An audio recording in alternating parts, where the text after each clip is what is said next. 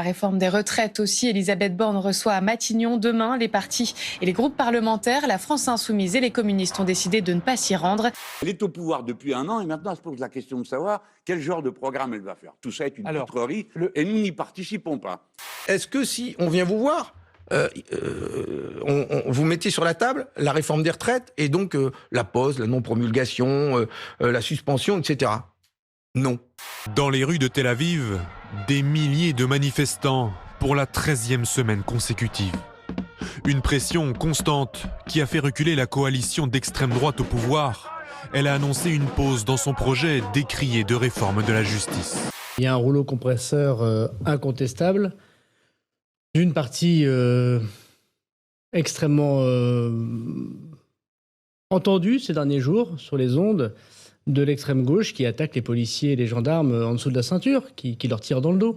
Les macronistes sont déclinants et ils ont pensé que puisqu'ils n'avaient aucun projet de société, ils ont donc un projet l'ordre. Pour ça, il faut qu'ils inventent des diables. Le diable, en l'occurrence, c'est moi, et les Insoumis et la NUPES. Donc vous êtes en train de dire que Gérald Darmanin vous diabolise? Absolument. Celles et ceux qui entretiennent l'ambiguïté sont au gouvernement et passent leur journée à expliquer qu'on serait ambigu sur le sujet. Mais nous ne le sommes pas. Par contre, leur rhétorique clé, elle est à dessein.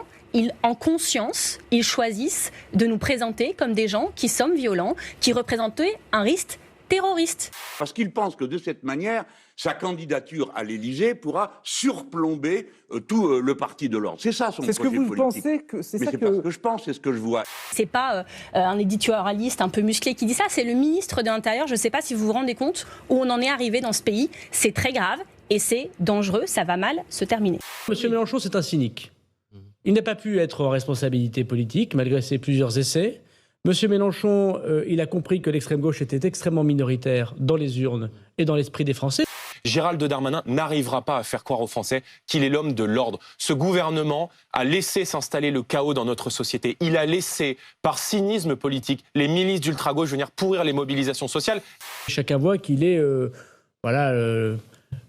celui qui dirige en sous-main, même s'il n'est plus représenté à l'Assemblée nationale, ce qui pose d'ailleurs un problème démocratique extrêmement important. Quelqu'un qui n'est plus élu, désormais, amène, me semble-t-il, le là de la gauche et d'extrême gauche. Il faudrait rassurer toutes celles et ceux qui s'inquiètent, je l'ai dit à la Première ministre, no stress, tout va bien se passer. Elle était inquiète? Oui, vous a fait peur vous citez même du Gérald Darmanin. Oui, no stress. Je lui dis, Gérald, tout va bien se passer. Ça, ce sont les parlementaires qui y vont, vous n'êtes pas parlementaire.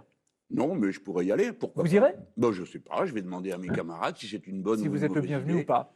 Les parlementaires, ceints de leurs écharpes, seront devant l'Élysée pour remettre une lettre de manière solennelle au président de la République, lui demandant enfin de prendre la main et de retirer cette réforme des retraites. La charge de l'État, quand vous êtes président de la République ou quand vous appartenez à un gouvernement, c'est un exercice de service et ça n'est pas un exercice de jouissance. Et je pense que... Ça, c'est un exercice de jouissance? Oui, je pense.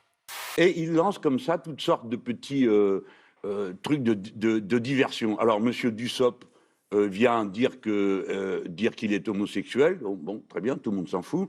Elle va dans ce journal... et c'est une provoque, pour que vous me posiez la question. Moi, je n'ai pas envie de perdre mon temps avec elle. Il n'y a pas un problème à parler une fois à un journal.